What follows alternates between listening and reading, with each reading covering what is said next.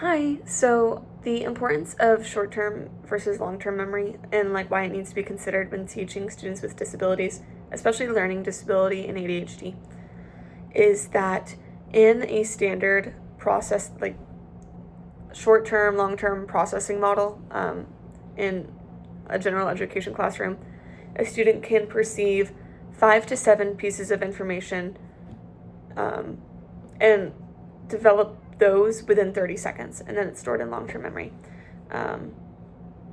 Or they can perceive 5 to 7 pieces of information at a time, and whatever is harnessed within 30 seconds stores. So it's usually only 2 pieces of this information that gets stored in long-term memory.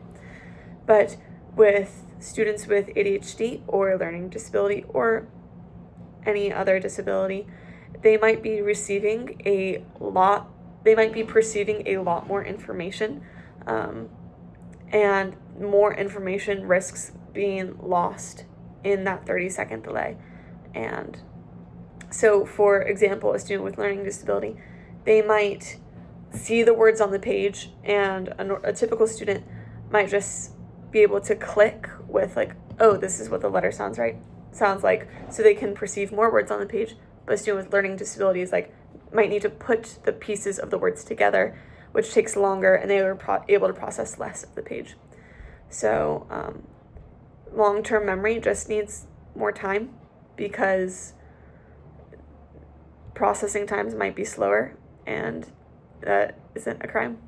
And then when it comes to diagnosing LD, I personally think the IQ achievement discrepancy is a better diagnosing method. I think in RTII, yes, it should be you're able to filter out environmental and environmental causes, other factors. But I don't think it's a surefire method as to oh, we take them away from this trouble group and then now they're doing better.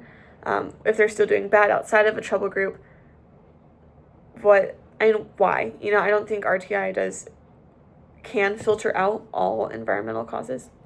But I think the IQ achievement discrepancy can be very aware of maybe language barriers, maybe classroom setting factors. Yes.